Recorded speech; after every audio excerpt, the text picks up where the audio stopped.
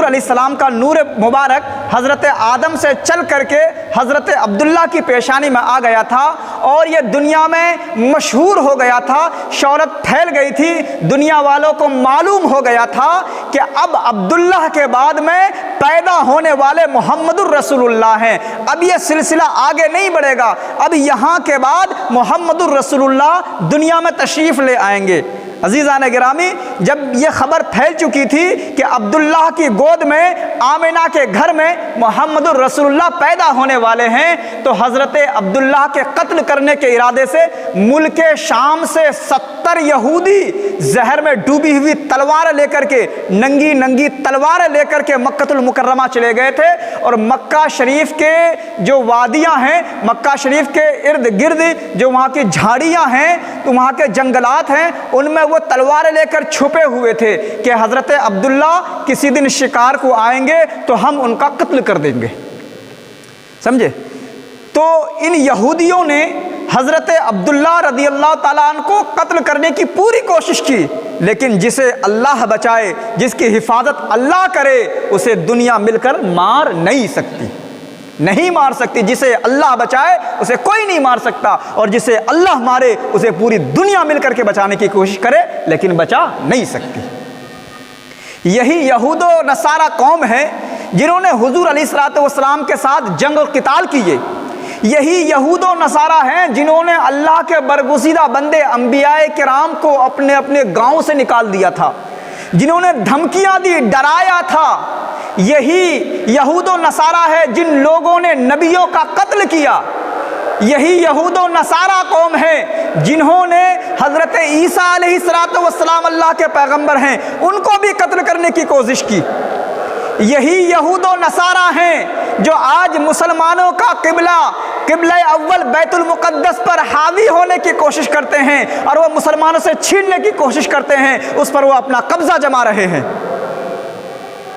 लेकिन याद रखें, अल्लाह मोहलत दिए हुए है, अल्लाह ने मोहलत दी है, और अल्लाह तबारक व तआला मोहलत देता है। देखिए, आप जानते हैं हर चीज़ अल्लाह के हाथ में है, बगैर अल्लाह के हुक्म के तो पत्ता भी नहीं हिलता, नहीं हिलता है ना, बगैर अल्लाह की मर्ज़ी के कुछ होता भी नहीं है। लेकिन अल्लाह ताला ने फ़िरौन को मोहलत दी, अल्लाह ने नमरूद को मोहलत दी, हुकूमत दी, और वो बादशाह भी रहे। अल्लाह ने ढील दी, अल्लाह ने ढील दी, लेकिन जब पकड़ा तो फिर वो नमूना बन करके रह गए, निशानी इबरत बना दिए गए। समझे? तो आज यहूद व नसारा हमारी बैतुल मुक़द्दस, हमारी मस्जिद, हमारे क़िबले अव्वल को अपने कब्ज़े में लिए हुए हैं।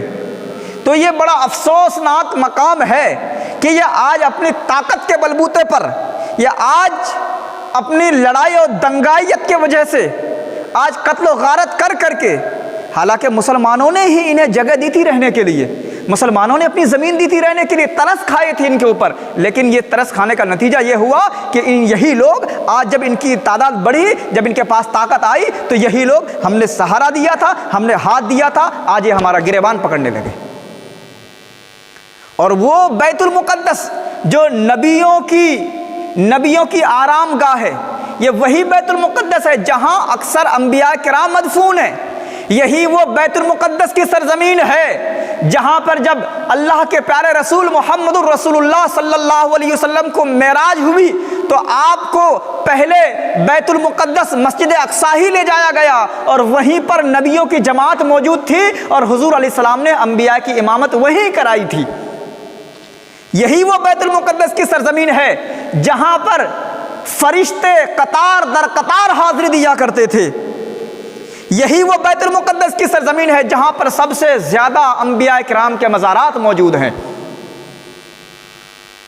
आज वो मुक़द्दस सरजमीन यहूद व नसारा के कब्ज़े में है, उनके हाथों में है। ये क्यों हुआ है?